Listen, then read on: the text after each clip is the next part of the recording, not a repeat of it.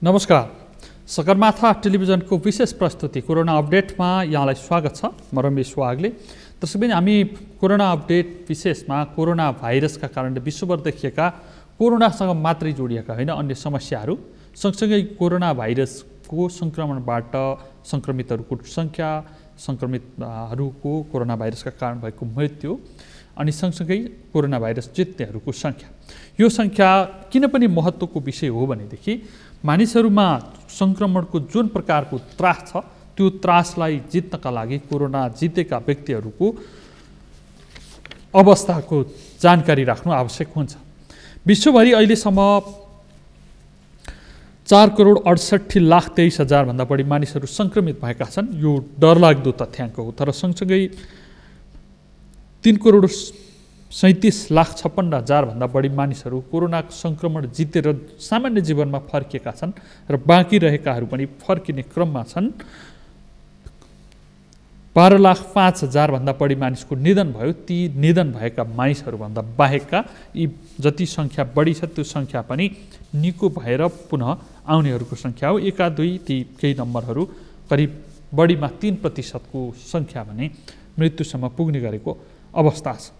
मृत्युसम्म पुग्नेहरू पनि जब सङ्क्रमण हुन्छ अनि त्यो सङ्क्रमण भएर समस्या आइसकेपछि उचित उपचार नपाउँदाखेरि कोरोनाको आफ्नै उपचारका लागि औषधि र भ्याक्सिन बनिसकेको छैन तापनि त्यसका देखिएका लक्षणहरू हुन्छन्। ज्वरो बढी भयो भनेदेखि त्यसले गर्ने असरहरू छुट्टै हुन्छन्। त्यसका लागि ज्वरोको उपचार गर्नु पर्यो।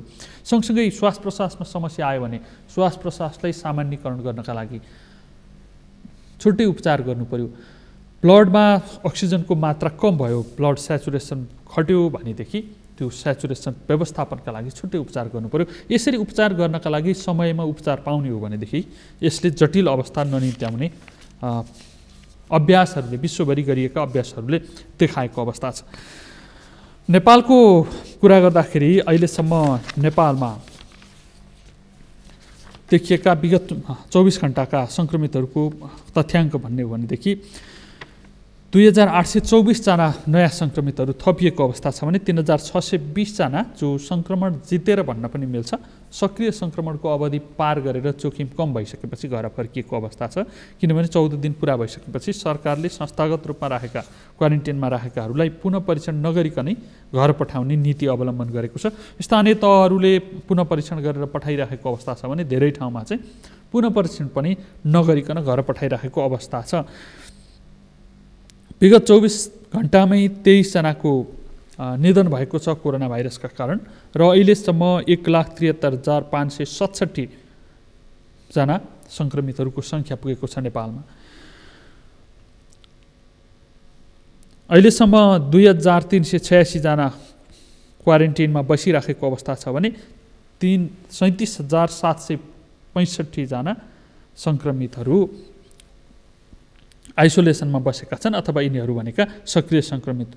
नेपालमा कोरोना भाइरसका कारण ज्यान गुमाउनेको सङ्ख्या 960 पुगेको छ। अलिकति फरक तथ्याङ्कको विश्लेषण गरेर हेर्ने हो भनेदेखि नेपालभन्दा 151 गुणाभन्दा बढी जनसङ्ख्या भएको चीन नेपालको आधाभन्दा पनि कम मात्रै सङ्क्रमितमा सीमित गर्न सफल भएको छ। हामी कहाँ गत चैत 11 गतेदेखि 4 महिनासम्म लगातार लकडाउन गरियो। लकडाउन गरिसकेपछि सरकारी अधिकारीहरूले सरकारका मन्त्री प्रधानमन्त्री सहितले उपलब्धि सार्वजनिक गर्दाखेरि यतिन्जेलसम्म पनि कोरोना भाइरसको सङ्क्रमण फैलावट रोक्न सक्नु, मृत्यु दरलाई कम गर्न सक्नुलाई एउटा उपलब्धि मानिरहेको अवस्था थियो। तर त्यो उपलब्धि सरकारले खाली लकडाउन गरेका कारणले गर्दा केही सहयोग त पुग्यो होला तर फैलावट कम भएका कारण आएको समस्या रहेछ भन्ने कुरा यी पछिल्ला तथ्याङ्कहरूले देखाइरहेको छ। पछिल्लो समय अब जाडो महिनामा सङ्क्रमितहरूको सङ्ख्या बढ्दै जाने निश्चित भइरहेको बेला यो बढेर जाने सङ्क्रमितहरू भोलि आउने जटिल समस्याहरूको समाधान गर्नका लागि क्षमता अभिवृद्धि गर्नुपर्ने आवश्यकता देखिएको छ। त्यो क्षमता अभिवृद्धि चाहिँ कसरी गर्ने त? जाडो महिनामा सामान्य फ्लूका बिरामीहरूको सङ्ख्या पनि बढी हुन्छ। ती व्यक्तिहरू पनि कोरोनाकै आशंकामा अस्पताल पुग्ने गर्छन् अनि कोरोना सङ्क्रमितहरू त अस्पताल जाने नै भए। दुवै थरी अस्पतालमा जाँदा एउटा त सङ्क्रमण फैलावट अझ बढ्ने त्रास बढ्ने भयो, जोखिम हुने भयो। सँगसँगै जो फ्लूका बिरामी हुन् ती बिरामीहरू अस्पताल नगइकन उपचार गर्न सक्ने वातावरण बनाउने भनेको एन्टी फ्लू भ्याक्सिन लगाउने र उनीहरूलाई यो जाडो महिनामा सामान्य खालका फ्लूका समस्याहरू नआउने यो विधि उपयुक्त हुन्छ भनेर विज्ञहरूले सिफारिस गरिरहेको बहसमा ल्याइरहेको अवस्था छ। तर सरकार त्यसका लागि तयार देखिरहेको छैन। फ्लू पनि अनेक थरी आउँछन्, त्यसैले कुन चाहिँ फ्लूको लाउने भनेर समस्या हुन्छ भनेर उसले तर्क गरिरहेको छ, जसको समस्याबाट जसले सबैभन्दा धेरै समस्यामा पार्ने चाहिँ आम नागरिकसँगै हाम्रो सरकारलाई नै हो। त्यो बाटोमा चाहिँ सरकार लागिरहेको देखिँदैन, किनभने सरकारले नै स्वीकार गरिसकेको छ कि जाडो महिनामा कोरोनाको सङ्क्रमण अत्याधिक बढ्छ र त्यसको व्यवस्थापन चाहिँ एकदमै चुनौतीपूर्ण हुन्छ भनेर। त्यसका लागि सरकारले हाई डिपेन्डेन्सी युनिट एचडियुका बेडहरू विस्तार गर्ने भनेर घोषणा गरेको छ। सरकारकै भनाइ सुन्ने हो भनेदेखि त स्थानीय तहमा बजेट पठाइसकेको, अस्पतालहरूलाई पनि सरकारी अस्पतालहरूलाई पनि बजेट दिइसकेको र त्यो धमाधम विस्तार भइरहेको छ भन्ने सुनिन्छ। तर अभ्यासमा हेर्न गइयो भनेदेखि चाहिँ स्थानीय तहहरू त्यो ठेक्का प्रक्रियामा समेत नगइकन बसिरहेको अवस्था छ आनन्दसँगले। अनि सरकारी अस्पतालहरूले पनि सङ्ख्या बढाइरहेका छैनन्, बेड सङ्ख्या। यो हाई डिपेन्डेन्सी युनिट भनेको सेमी आइसियु जस्तै हो, जहाँ अक्सिजनको सुविधा हुन्छ र आइसियुका सबै सुविधाहरू चाहिँ हुँदैनन्। तर मानिसहरूलाई, सङ्क्रमितहरूलाई जब अक्सिजनको आवश्यकता पर्छ, ब्लड सेचुरेसन घटिरहेको अवस्था हुन्छ, त्यस्तो बेलासम्म उपचार गराउन पुग्ने भएको कारणले गर्दाखेरि पनि सरकारले ल्याएको योजना पनि बेठिक छ भन्ने अवस्था होइन, तर त्यो पनि काम हुन सकिरहेको छैन, जसले गर्दाखेरि भोलिको दिन चाहिँ कस्तो होला, कस्तो परिस्थिति आउला भनेर चिन्ता गर्नुपर्ने अवस्था छ। अब हामी देशका विभिन्न ठाउँ जहाँ कोरोना भाइरसको सङ्क्रमण व्यवस्थापनका लागि नागरिक स्तरमा गरिएका जनचेतनाका कार्यक्रम, सरकारका निकायहरूको बिचको समन्वय, सरकारी निकायको चुस्तता कसरी अघि बढिरहेको छ हामी बुझ्ने प्रयास गर्दैछौँ। सबैभन्दा पहिले हामी सिन्धुपाल्चोकतर्फ लाग्दैछौँ। हाम्रा सहकर्मी दिपेन ढुङ्गाना यति बेला प्रत्यक्ष सम्पर्कमा हुनुहुन्छ। दिपेनजी। हजुर रमेशजी। त्यहाँ चाहिँ सङ्क्रमितहरूको सङ्ख्या बढिराखेको, घटिराखेको कस्तो अवस्था छ अनि त्यसको व्यवस्थापनका लागि प्रयासहरू चाहिँ कसरी भइरहेका छन्? जस्तो गत हप्तादेखि चाहिँ गत हप्तासम्म चाहिँ सङ्क्रमितको सङ्ख्या एकदमै बढिरहेको थियो, जुन सरकारले चाहिँ अब परीक्षण पिसिआर रिपोर्ट पोजिटिभ आउनेहरूको पनि जुन शुल्क लिने भनिसकेपछिको अवस्थामा चाहिँ अहिले सङ्क्रमितको सङ्ख्या एकदमै कम छ, एकदमै घटेको अवस्था छ। त्यो चाहिँ किन भयो भन्दाखेरि जब पैसा तिर्नुपर्ने अवस्था भइसकेपछि उनीहरूले चाहिँ अब जुन पिसिआर परीक्षण नै गराउन छोडिसके। त्यो हिसाबले जसले परीक्षण गरायो उसलाई कोरोना भयो, जसले परीक्षण गराएन उसलाई यति लक्षणै छ भने पनि घरमा बस्नु भयो, आफ्नो काम गर्ने भयो। त्यसले गर्दाखेरि जिल्लामा अहिले यति बेलाको अवस्थामा चाहिँ घटेको देखिन्छ। भनेको सरकारले जुन नीति सार्वजनिक गर्यो कि लक्षण भएकाहरूले पनि पिसिआर रिपोर्ट परीक्षण गराउनको लागि, परीक्षण गराएर रिपोर्ट लिनका लागि चाहिँ आफै खर्च गर्नुपर्छ अनि हस्पिटलमा उपचार गर्न जानु पर्यो भने पनि त्यसको पनि शुल्क लाग्छ भनेर जुन निर्णय गर्यो र सरकारी अस्पतालहरूले पनि धमाधम मूल्य सूची अझ अस्पताल भर्ना गर्नु अगाडि नै धरोटी शुल्क भनेर तोकिदिए, त्यसपछि मानिसहरूले परीक्षण गराउनै छोडिदिए भन्ने हो त्यहाँको अवस्था चाहिँ। यहाँको अवस्था त्यस्तो सबैले जस्तो एकदमै न्यूनले मात्रै र आफूलाई एकदमै गाह्रो भइसकेपछि मात्रै परीक्षण गराइरहेको सन्दर्भ छ यति बेला। जस्तो सिन्धुपाल्चोकको सन्दर्भमा चाहिँ शुल्क नलिने नगरपालिका अथवा स्थानीय तहले राखेको आइसोलेसनमा राखेर उनीहरूको उपचार गर्ने भनिरहँदा पनि उनीहरूले चाहिँ भोलि यदि मलाई गाह्रो भइहाल्यो, जटिल अवस्था आइहाल्यो भनेदेखि धरोटीले त्यो कसरी राख्ने, धरोटी राख्ने पैसा खै, अनि मलाई गाह्रो भइहाल्यो भने उपचार कसरी गर्ने भनेर जस्तो आफै सो घोषणा, जस्तो सरकारले चाहिँ आफै त्यो घोषणा चाहिँ गरिब भएको भनेर घोषणा गर्यो भने चाहिँ उपचार गरिदिने भन्दाखेरि त्यो घोषणा चाहिँ कसरी गर्ने त भन्ने माध्यम थाहा नभएर पनि कतिपयले चाहिँ अहिले परीक्षण नै नगराइरहेको सन्दर्भ छ। होइन, कतिपय मानिसहरू साँच्चीकै समस्यामा परेका मानिसहरूले पनि त्यसको प्रमाण जुटाउनका लागि चाहिँ अनेक प्रयत्न गर्नु परेका, विगतकै उपचारका सुविधा लिनका लागि गर्नु परेका प्रयासहरू पनि एउटा उदाहरण बनिरहेका छन्। त्यसले गर्दा पनि मानिसहरूलाई सरकारले त भनिरहेको छ, तर त्यो भनेको कुरामा प्रति विश्वास भइरहेको छैन। हामीले भन्दैमा म गरिब हुँ भन्दैमा चाहिँ उपचार गर्छ भन्ने ग्यारेन्टी के छ, अथवा एउटा धनी व्यक्तिले चाहिँ म गरिब हुँ भनेर उपचारको सुविधा लिँदैन भन्ने को ग्यारेन्टी के छ जस्ता विषयहरूको चाहिँ समाधान नहुँदाखेरि मानिसहरूमा एक किसिमको अन्यल बढेको देखियो होइन? एकदमै धेरै अन्यलता बढेको छ र यसले गर्दाखेरि अझै धेरै जुन समुदाय स्तरमा त कोरोना अहिले यति बेलाको अवस्थामा फैलिसकेको छ, अझै विशेष गरी जाडो महिना सुरु भइसक्यो र अलिकति यो गाउँ घरमा मानिसहरूमा के छ भन्दा चिसोमा चाहिँ कोरोना अलि बढी दुःख दिन्छ भन्ने सोच भएर पनि जस्तो जाडो महिना सुरु भएसँगै यो मौसमी रुगाखोकीको सिजन पनि सुरु भएको छ। यसले गर्दा पनि अब सबैजनालाई एउटा चाहिँ कोरोना नै आयो कि कोरोनाले नै भेट्यो कि भन्ने त्रास पनि छ। र यो जुन कोरोना नै भएका बिरामीहरू जुन कोरोनाकै लक्षण भएकाहरू चाहिँ जस्तो मलाई कोरोना होइन भनिरहेको सन्दर्भ छ भने जस्तो मौसमी रुगाखोकी लाग्नेहरूलाई चाहिँ मलाई कोरोना नै लाग्यो भनेर आत्तिरहेको अवस्था पनि छ। त्यसले गर्दाखेरि भनेको परीक्षणको दायरा नपुग्दासम्म कोरोना लागेकोले कोरोना लागेको होइन मलाई सामान्य रुगाखोकी हो भन्न पनि पायो। अनि सामान्य रुगाखोकी सिजनल रुगाखोकी त सबैलाई लाग्छ, त्यो लाग्दाखेरि पनि कोरोना लागेको हो कि भन्ने त्रास पनि कायमै रहने भयो। भनेको मान्छेहरू अन्यलमा गुज्रिने अवस्था चाहिँ सिर्जना भयो होइन? एकदमै सिर्जना भयो। जस्तो बजार एरियामा जस्तो अहिले जुन पहिलो चरणको लकडाउन थियो जस्तो कोरोना अब नेपालमा पनि भित्रिन्छ है भन्ने मात्रै अवस्था थियो। त्यतिखेर सबैजनाले मास्कको प्रयोग गर्थे, सेनिटाइजरको प्रयोग गर्थे, हुलमुल हुँदैन थियो। तर यति बेलाको सन्दर्भमा चाहिँ जस्तो जुन समुदाय स्तरमा फैलिसक्यो, सबैतिर फैलिसक्यो, अब आएर चाहिँ मानिसहरूले हेलचक्र्या कोरोनालाई चाहिँ हेलचक्र्या गरिरहेको अवस्था पनि छ। विशेष गरी मास्क पनि नलगाउने, हुलमुल हुने, जस्तो सार्वजनिक गाडीहरू चल्यो, विद्यालयहरू चले, जस्तो दसैँ मनाउन अथवा चाडपर्व मनाउनलाई बाहिर गएका शिक्षकहरू पनि कुरो आएर पढाइरहेको सन्दर्भमा चाहिँ अलिकति बढी चाहिँ गाउँघरलाई चाहिँ जोखिम छ, अलिकति समुदाय चाहिँ एकदमै जोखिम छ कोरोनाको भन्न सकिन्छ। यो जोखिम बढिराखेको तथ्यहरू त तपाईँले भनिहाल्नुभयो। सँगसँगै यो जोखिम कम गर्नका लागि सरकारका निकायहरूको समन्वय, प्रदेशका पनि निकायहरू त्यहाँ छन्, सङ्घीय सरकारका निकायहरू छन्, स्थानीय सरकार त आफै त्यहाँ काम गरिरहेको अवस्था छ। उनीहरूका बिचमा समन्वय गर्ने अनि चुस्त दुरुस्त रूपमा कायम गर्ने त्यो चाहिँ भइरहेको पाइएको छ अथवा त्यसमा पनि समस्या छन्? यसमा पनि समस्या देखिन्छ। जस्तो कि प्रदेश सरकारले जुन यो बागमती प्रदेशबाट चाहिँ कोरोना लागेको अथवा कोरोना लक्षण भएका मानिसहरूलाई निःशुल्क उपचार गर्ने भनिरहँदाखेरि जस्तो धुलिखेल अस्पतालले नै एउटा सूचना निकालेर जस्तो धरौटी राखेपछि मात्रै उपचार गराउने भनेर भनिरहेको सन्दर्भ छ।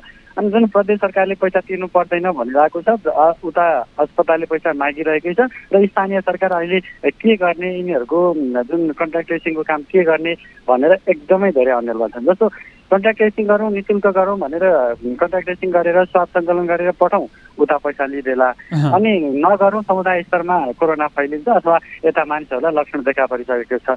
के गर्ने भन्ने सन्दर्भमा चाहिँ अहिले स्थानीय तहहरू एकदमै अन्यलमा छन्। र यो जुन प्रदेश सरकारले निःशुल्क उपचार गर्ने भनिराखेको छ, सङ्घीय सरकारले निःशुल्क उपचार गर्न नसक्ने भनेर निर्णय गर्यो, फेरि स्वास्थ्य मन्त्रालयबाट चाहिँ धरौटी शुल्क नलिन भनेर आग्रह गरेको, निर्देशन दिइराखेको एक किसिमको नाटक जस्तो पनि देखिरहेको छ।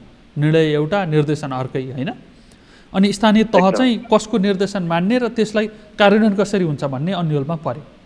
अन्यलमा छ। जस्तो स्थानीय सरकारले चाहिँ अहिले के भनिरहेको छ भन्दाखेरि जस्तो हामीले बोलेको कसले सुन्ने अनि हामी चाहिँ कसरी काम गर्ने अन्यल भयो। जस्तो माथिबाट काम गर्नु, यस्तो कोरोनालाई चाहिँ रोक्नु, फैलिन नदिनु, नियन्त्रण गर्नु भनेर भने हुन्छ। सबैले त्यो काम त गरिरहे नै रहेको हुन्छ, तर कसरी नियन्त्रण गर्नको लागि एउटा जुन उपायहरू होला, बाटोहरू होला, जस्तो गरिरहेको बाटोहरू निर्णय एक्कासी चेन्ज गर्दाखेरि त्यसलाई कार्यान्वयनमा ल्याउन कति गाह्रो हुन्छ भन्ने कुरा चाहिँ प्रदेश सरकारले अनि सङ्घीय सरकारले निर्णय गर्दाखेरि चाहिँ स्थानीय सरकारलाई पनि राखेर स्थानीय सरकारसँग पनि सरसल्लाह गरेर गऱ्यो भने चाहिँ सजिलो हुन्छ भन्ने कुराहरू चाहिँ हुनको छ। समस्याको समाधान गर्ने हो भने व्यावहारिक छलफलहरू हुन्थ्यो होला, स्थानीय तह, स्थानीय नागरिक, सरकारवालाहरूसँग परामर्श भएर अनि निर्णय गरिन्थ्यो होला। अहिले चाहिँ बडाबडमा कसले लोकप्रिय हुने, कसले व्यावहारिकताको समस्याको समाधान गर्ने भन्ने विषय रहेन। त्यसले गर्दा समस्यामा चाहिँ नागरिक पर्ने भए। सरकारलाई, स्थानीय सरकारलाई त समन्वयमा समस्या देखियो, तर खास समस्या त जो समस्यामा पर्छ, जो सङ्क्रमित हुन्छ उसलाई पर्ने भयो। त्यसको व्यवस्थापनका सन्दर्भमा चाहिँ जस्तो तपाईँले केही समय अगाडि तपाईँ आफै सङ्क्रमित भएर आइसोलेसनमा बसेको समयमा तपाईँकै स्वाब हराएर चाहिँ एक किसिमको समस्या परेको थियो। त्यस्ता समस्याहरू दोहोरिरहेका छन् अथवा अहिले चाहिँ ती समस्या समाधानका छन्? अहिले त्यस्ता समस्याहरू समाधान भइसकेका छन्। जस्तो अहिले जुन त्यति बेला समस्या आइसकेपछि दोहोरिएको अवस्था छैन। जस्तो आइसोलेसनमा बस्ने मानिसहरूमा चाहिँ कतिपयमा चाहिँ लक्षणै नदेखिकन पनि रिपोर्ट नेगेटिभ आएको सन्दर्भ छ। जस्तो त्यस्तो मलाई पनि भएको थियो, जस्तो कुनै पनि लक्षण नभइकन पनि रिपोर्ट पोजिटिभ आयो, पछि टेस्ट गर्दाखेरि नेगेटिभ आएको थियो। यो समुदायमा चाहिँ के भइरहेछ भन्दाखेरि लक्षणै नभइकन कोरोना पोजिटिभ हुनेहरूले चाहिँ एउटा खालको अफवाह पनि फैलाइरहेका छन्। कोरोना केही पनि होइन, रुगा पनि लाग्दैन, खोकी पनि लाग्दैन भन्ने टाइपले त्यो अफवाह फैलाएको हुनाले पनि गाउँघरमा चाहिँ अलिकति त्यो कोरोनालाई हेर्ने दृष्टिकोणै जस्तो धेरैवटा थरीको कोरोना छ भन्ने कुराहरू अहिले गाउँमा छ। जस्तो एउटा लक्षणै नभइकन निको भयो भन्न आउँछ, अर्को एकदमै मलाई गाह्रो भयो भन्न आउँछ। त्यो भएर कोरोनालाई नै बुझ्ने अवस्था छैन।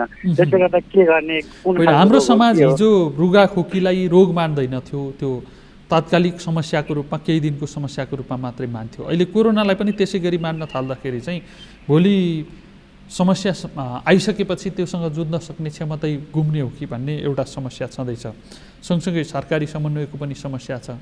यी सबै समस्याहरू सँगसँगै अब बजारको व्यवस्थापन गर्ने कुरा, मानिसहरूका व्यवहारमा सुधार हुने कुरा, यी कुरा भइदिएको भएदेखि चाहिँ हाम्रा संस्कारहरू, पुराना संस्कारहरू टाढैबाट नमस्कार गर्ने होइन, ती सहितका संस्कारहरूको अभ्यास गर्ने कुरा चाहिँ सुरुवात नभएको हो अहिले पनि त्यहाँ अहिले पनि सुरुवात छैन। जस्तो त्यस्तो कुराहरू चाहिँ जस्तो अब अलिकति युवा केटाहरू भेट भयो भनेदेखि हामीलाई के को कोरोना भन्ने डाक्टर भेट हुने बित्तिकै जो जहाँसुकैको होस् हात मिलाइदिने। त्यसै गरी बुढाबुढीहरू हामी त यहीँको मान्छे त हो नि भन्यो, सँगै बस्यो। अनि जस्तो विशेष गरी एक्लै हुँदाखेरि मास्क लगायो हिँड्ने, अनि साथीभाइ भेटेपछि मास्क फुकालेर गफ गर्ने, चिया खाने, खाना खाने, यस्तो अवस्था छ। त्यसले गर्दाखेरि कसलाई सङ्क्रमित भएको भन्ने कुरा त मान्छेलाई देख्ने बित्तिकै थाहा हुँदैन। अनि बिस्तारै अब उसलाई कोरोना सङ्क्रमण भइरहेको हुन्छ, विशेष गरी लक्षण नदेखिएको अवस्था होला। अनि उसले गर्दाखेरि चाहिँ अन्य व्यक्तिलाई सर्ने खतराहरू चाहिँ बढ्दै गइरहेको छ। जोखिम बढिरहेको छ, तर न सचेतना छ, न सरकारी स्तरबाट सरकारका निकायहरूका बिचमा समन्वय छ। अस्तव्यस्त परिस्थिति बन्छ कि भन्ने एउटा जोखिम चाहिँ यही व्यवहारहरूले देखिँदैछ होइन? हजुर, एकदमै धन्यवाद दिपेनजी। हुनुहुन्थ्यो हाम्रा सहकर्मी दिपेन ढुङ्गाना, सिन्धुपाल्चोकबाट हामीलाई त्यहाँको अवस्थाको बारेमा जानकारी गराउँदै हुनुहुन्थ्यो। सरकारले सशुल्क परीक्षण र उपचार भन्ने बित्तिकै परीक्षण गराउने क्रम नै बन्द भएको छ र धेरै सङ्ख्यामा घटिरहेको छ। जो मान्छे समस्यामा पर्छन्, एकदमै जटिल अवस्था आउँछ, त्यसपछि मात्रै जाने, अस्पताल जाने, परीक्षणमा जाने अभ्यास भइरहेको छ। यसले एकातिर जोखिम चाहिँ सङ्क्रमण फैलिने जोखिम चाहिँ एकदम खुला गरिदिरहेको छ कि जो व्यक्ति रुगा लागेको छ, लक्षणहरू देखिएका छन् सामान्य, ती लक्षणहरू देखिएका व्यक्तिहरू पनि प्रत्यक्ष रूपमा सहभागी भइरहेको अवस्था छ, उनीहरू खुलेआम हिँडिरहेको अवस्था छ र अरू सङ्क्रमण नभएका व्यक्तिहरूलाई पनि फैलाइरहेको अवस्था देखिन्छ। अर्कातिर उपचार गर्न पनि अब म बाँच्दिनँ कि अब म ठुलो समस्यामा पर्छु कि भनेपछि मात्रै गयो भनेदेखि कतिपय त समस्याको समाधान हुनका लागि एउटा अवस्था पार गरिसकेपछि गएर जोखिममा आफैलाई पारिरहेको पनि हुनसक्छ। अर्को, यदि समस्याको समाधान भयो भने पनि उसलाई धेरै महँगो खर्च गरेपछि मात्रै समाधान हुन सक्छ। त्यसैले सरकारले आफ्नो नीति पुनरावलोकन गरेर सरकारको क्षमताले पनि धान्ने गरी अनि नागरिकलाई माथि विश्वास पनि हुने गरी त्यसरी जाने हिसाबले चाहिँ काम गर्नुपर्ने आवश्यकता देखिन्छ। अब हामी सुदूरपश्चिम प्रदेशको राजधानी रहेको कैलालीतर्फ लाग्दैछौँ। त्यहाँ हाम्रा सहकर्मी दिनेश विष्ट हुनुहुन्छ। दिनेशजी। हजुर रमेशजी। सुदूरपश्चिमको समग्र अवस्थाको बारेमा भन्नुपर्दाखेरि चाहिँ कोरोना सङ्क्रमणको यो सरकारी नीति आयो जुन सङ्क्रमितहरूको उपचार परीक्षण गर्ने सन्दर्भमा, अब परीक्षण गर्नका लागि पनि शुल्क तिरेर परीक्षण गर्नुपर्ने अनि उपचार गर्दाखेरि पनि सरकारी अस्पतालमा पनि शुल्कसहित मात्रै गरिने जुन नीति आयो, त्यसले परीक्षणका लागि आउनेहरूको सङ्ख्यामा कमी आएको छ कि छैन? पक्कै जुन सङ्घीय सरकारले भनेको थियो के अरे निःशुल्क परीक्षण हुँदैन, शुल्क तिरेर मात्रै परीक्षण गर्ने भन्ने कुरा भनेको थियो, त्यो अनुसार नै सुदूरपश्चिममा त त्योभन्दा अगाडि जुन धनगढी स्थित क्षेत्र प्रादेशिक अस्पतालले जुन त्यस्तो शङ्कास्पद र कन्ट्याक्ट ट्रेसिङमा परेको मान्छेलाई चाहिँ निःशुल्क परीक्षण गर्ने, जो स्वस्फूर्त आफै परीक्षणका लागि आउँछ भनेपछि त्यसका लागि चाहिँ शुल्क तोकेको अवस्था थियो। त्यो सरकारले निर्णय गर्नुभन्दा अगाडि नै त्यो तोकेको अवस्था हो। त्योसँगै जुन सबैका लागि जो सुरुवाती चरणमा सबैको लाई शुल्क लाग्ने भनेर सरकारले भनेको थियो, त्यो अनुसार त्यसपछि सुदूरपश्चिमको भने जो पूर्ववत छ, जुन आफै कोही बिना कारण भनौँ कहाँ यहाँबाट बाहिर जानुपर्ने कारण, त्यस्ता कारणले कोही परीक्षण गराउन चाहन्छ भने उसका लागि शुल्क, नत्र जो कन्ट्याक्ट ट्रेसिङमा परेको छ, अग्रपङ्क्तिमा खटिएर काम गर्ने अथवा त्यस्तो शङ्कास्पद लक्षण देखिएका व्यक्तिहरूलाई भने निःशुल्क नै छ भनेर पहिला जस्तै छ भनेर यहाँको मुख्यमन्त्रीले पनि भनिसक्नु भएको अवस्था हो। त्यसमा अब त्यो यहाँ धेरै केही अगाडिबाटै सुरु भइसकेका कारणले त्यति ठुलो प्रभाव त परेको छैन। अब जुन शुल्क तिरेर मात्रै परीक्षण गर्ने भनेर सरकारले भनेको थियो, त्यसमा अब अलि आक्रोश चाहिँ बढेको हो। त्यस्तो परीक्षणमा त्यस्तो प्रभाव भने परेको अवस्था छैन। भनेको परीक्षणमा सङ्घीय सरकारले गरेको निर्णयलाई प्रदेश सरकारले फलो गरेको छैन, जसको कारणले गर्दाखेरि अभ्यासका हिसाबले त समस्या आएन। तर सरकारले शुल्क तिर्नुपर्छ भनिसकेपछि अपाङ्गता भएको प्रमाणपत्र भयो भने, ज्येष्ठ नागरिक भयो भने ती जुन विगतमै शुल्क बिना हुने सरकारी अस्पतालमा ती व्यवस्थाहरू थिए, त्यसलाई मात्रै उसले अहिले पनि हामीले गरिरहेका छौँ भन्ने आधार बनाइरहेको अवस्था छ नि। यसलाई लिएर नागरिक टिप्पणीहरू, नागरिक स्तरमा हुने बहसहरू चाहिँ कसरी भइरहेका छन्? नागरिक स्तरमा जुन अब भनियो त्यो अब त्यो क्याटेगोरी तोकियो, यो व्यक्तिलाई मात्रै निःशुल्क हुनेछ, यस्तोलाई निःशुल्क हुने छैन भने अब त्यसको लागि तपाईँले भने जस्तै केही प्रमाणहरू पनि चाहिने भयो, त्यो कारणले पनि झन्झटिलो भयो। नागरिक स्तरमा त विरोध त भइरहन्छ, आक्रोश भइरहन्छ। जुन सरकारको अब कर तिरेर राजस्व तिरिरहन्छौँ त्यही सरकारले अब उपचार नै गर्न सक्दैन, परीक्षण नै निःशुल्क हुन्न भनिरहँदा त नागरिक स्तरमा त एकदमै विरोध र त्यसको आक्रोश त बढेको नै छ। तर पनि यहाँ सुदूरपश्चिमको अवस्था हेर्दाखेरि त्यो अलि केही अगाडिदेखि नै त्यो निर्णय गरेको कारणले पछिल्लो समय त्यस्तो सङ्घीय सरकारले भने जस्तै यहाँ प्रदेशमा भने त्यस्तो विरोधै र त्यस्तो प्रभावै भने अहिले परेको छैन, किनकि पहिल्यै त्यो भएको कारणले अहिले अब जो क्याटेगोरी छुट्याएर त्यसलाई अब झन्झटिलो चाहिँ पक्कै पनि भएको। दिनेशजी, दसैँकै बिचमा सुदूरपश्चिम प्रदेशका युवादेखि वृद्धसम्मका नागरिकहरू रोजगारीका लागि भारत जाने क्रम बढिरहेको थियो। दसैँ पनि सकियो, अहिले त्यो सङ्ख्या अझ बढिरहेको अवस्था हो अथवा त्यस्तै अवस्था छ? दसैँ आउनुभन्दा 4 दिन अगाडिसम्म पनि के अरे यहाँबाट हाम्रो नेपालीहरू मजदुरीका लागि भारत गइरहेकै अवस्था थियो। दसैँ सकिए लगत्तै त अहिले झन् बढेको छ भिडभाड। यहाँ तपाईँको कैलालीको त्रिनगर नाका र कञ्चनपुरको गड्डा चौकी नाकामै हेर्ने हो भनेपछि भिडभाड धेरै छ। अहिले पहिला तुलनामा जुन दसैँ नजिकै गर्दा अलि घटेको थियो भनेपछि दसैँपछि झन् बढेको अवस्था छ। रोजगारीका लागि भारततर्फ जाने क्रम बढिरहेको छ। भारतमा सङ्क्रमण विश्वकै दोस्रो बढी सङ्क्रमित भएको मुलुक भारत। त्यहाँको फैलावटै हेऱ्यो भने पनि आधा लाखभन्दा बढी मानिसहरू चाहिँ दैनिक सङ्क्रमित भइरहेका छन्, न्यूनतम पनि। अनि अझ त्यसको त्यो परीक्षणको दायरामा कति मान्छेहरू पुगेका छन् र सङ्क्रमणको वास्तविक तथ्याङ्क आएको छ भन्ने कुराको बहस अर्को ठाउँमा छ। यस्तो अवस्थामा पनि त्यसरी गइरहेका छन्। प्रदेश सरकारका एक प्रकारका प्रतिबद्धताहरू थिए, त्यसलाई अलिकति छिटो कार्यान्वयन गर्ने, नागरिकलाई छेक्ने सन्दर्भमा यहीँ रोजगारी दिएर चाहिँ यहीँ राख्ने सन्दर्भमा प्रदेश सरकारले केही निर्णयहरू गर्ने त्यतातर्फ चनाखो देखिँदैन? निर्णय त प्रदेश सरकारले अब सरकार गठन भए लगत्तै भारत जाने नागरिकहरूलाई सबैलाई स्वदेशमै रोजगारी दिन्छु भनेर हाम्रो प्रदेशको मुख्यमन्त्रीले उद्घोष गरेको अवस्था हो। नाकामै अगाडिको कुरा हो त्यो चाहिँ, हैन? 3 वर्ष अगाडिको कुरा। नाकामै गएर उहाँले नेपालीहरूका दुःख पनि, उहाँ आफै दुःख भोगेको मान्छे, उहाँलाई आफैलाई थाहा छ, मैले आफै दुःख भोगेको हो, अब भारत जानु पर्दैन, भारतमा चौकीदारी गर्नु पर्दैन भनेर उहाँले उद्घोषै गर्नुभयो। त्यसपछि जुन अहिले कोरोना महामारी आयो त्यति बेला हाम्रो लाखौँ नागरिकहरू स्वदेश फर्किए, त्यो हाम्रो अवसरका रूपमा लिन्छौँ भन्ने कुरा प्रदेश सरकारले भनेको थियो र उहाँहरूलाई स्वदेशमै रोजगारी दिने अनि उहाँहरूलाई अब रोजगारी दिने कुराहरू अनि न्यून ब्याज दरमा ऋण दिने कुराहरूमा प्रदेश सरकारले दिन्छ भनेको थियो। अब कृषि क्षेत्रमा लगानी बढाउँछ, कृषि क्षेत्रमा युवालाई स्वरोजगार बनाउने भनेर सरकारले त नीति तथा कार्यक्रममै छ। त्यो बजेट पनि त्यसैलाई केन्द्रित गरेर पास गरेको हो, तर कार्यान्वयन भने अहिलेसम्म त्यो बजेटको कार्यान्वयन नै हुन सकेन। त्यो कारणले बाध्य भएर पनि अब हाम्रा युवाहरूले 5-6 महिना नै घरमा बसिसक्नुभयो, उहाँहरूले कुनै रोजगारीको कुनै ग्यारेन्टी छैन, घर खर्च चलाउनलाई भए पनि उहाँहरूले फेरि यस्तै महामारीका बीच भारत जानुपर्ने बाध्यता नै हो। दिनेशजी, यो 3 वर्ष अगाडि सरकारले गरेको घोषणा त कार्यान्वयन गर्ने हो भनेदेखि पहिलो वर्षमै केही सङ्केतहरू देखिनुपर्ने, दोस्रो वर्षमा पनि दीर्घकालीन योजनासहित केही कामहरू हुनुपर्ने हो।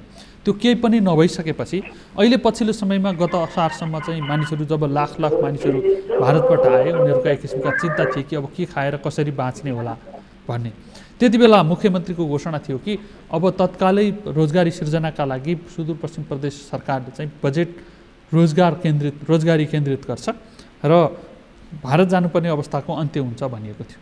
अहिले सरकारसँग सङ्घीय सरकारको बजेट कार्यान्वयन गर्नुपर्ने स्थानीय तहहरू मार्फत गरिने कार्यक्रमहरू पनि छन्, सङ्घीय सरकारकै निकाय मार्फत गरिने कार्यक्रम पनि छन्, प्रदेश सरकारले पनि थुप्रै कार्यक्रम घोषणा गरेको छ। ती कार्यक्रम अन्तर्गत कति रोजगारी सिर्जना गर्ने होलान्, कति स्वरोजगार बनाउनका लागि चाहिँ सहुलियतपूर्ण ऋण दिनेहरू होलान्। ती कुनै कार्यक्रमहरू कार्यान्वयनमा आए जसको कारणले गर्दा यति मान्छे चाहिँ रोजगार भएका छन्, यति मानिसहरू चाहिँ भारत जानबाट रोकिए, अरूले पनि सिक्ने एउटा उदाहरणीय व्यक्तिहरू चाहिँ यसरी बन्दैछन् भन्ने ठाउँहरू छन्?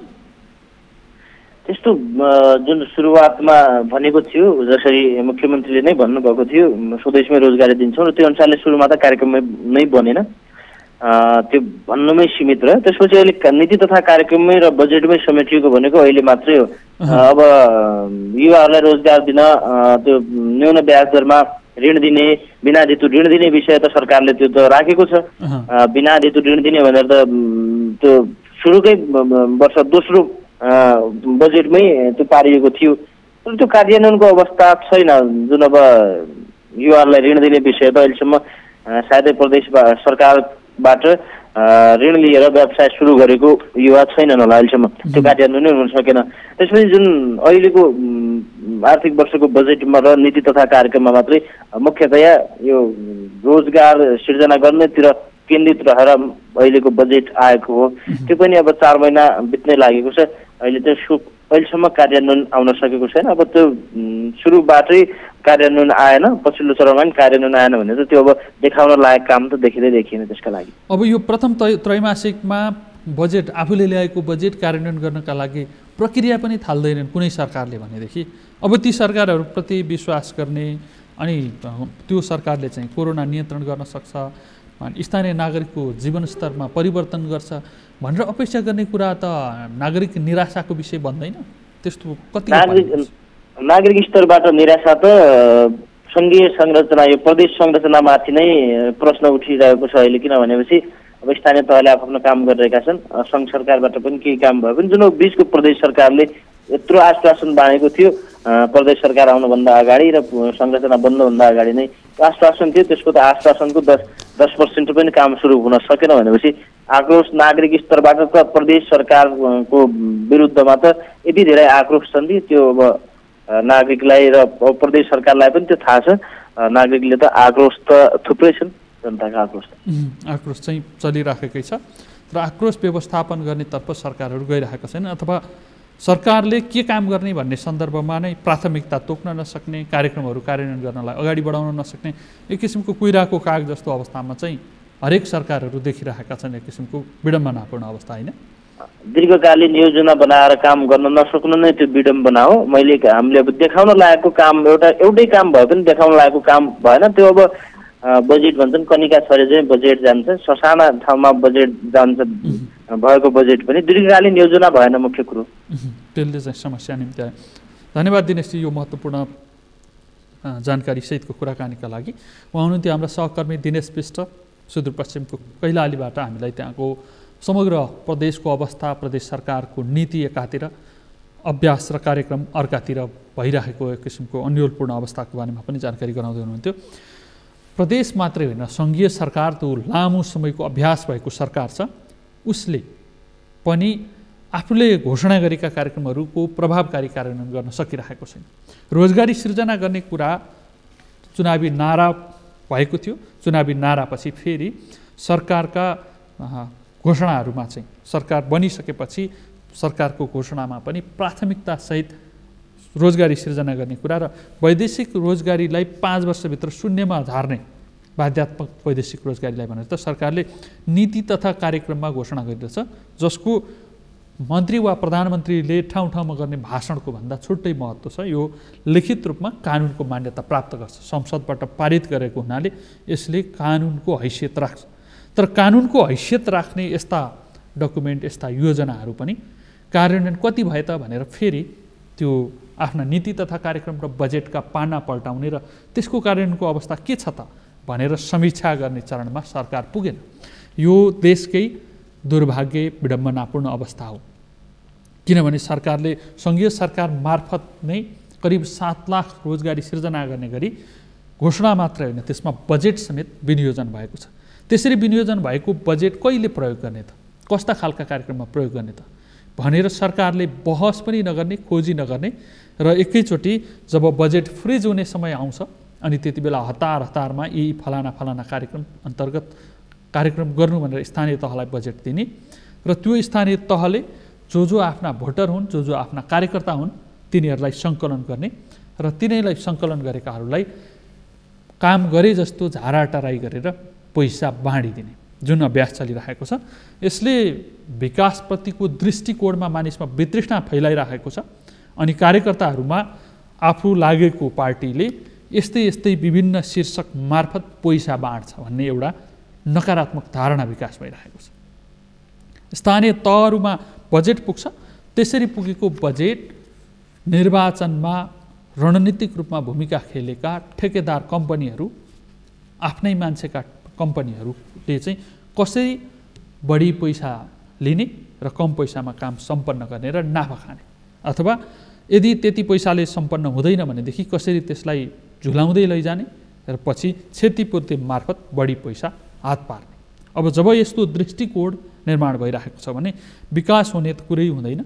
सँगसँगै यस्ता कोरोना भाइरस जस्ता सङ्कटहरू आउँछन्, महामारीका सङ्कटहरू, यस्तो सङ्कट व्यवस्थापन गर्ने कुरामा पनि न त नागरिकबाट विश्वासपूर्ण साथ सरकारलाई रहन्छ, न त सरकारका निकायहरूका बिचमा समन्वय नै हुन्छ।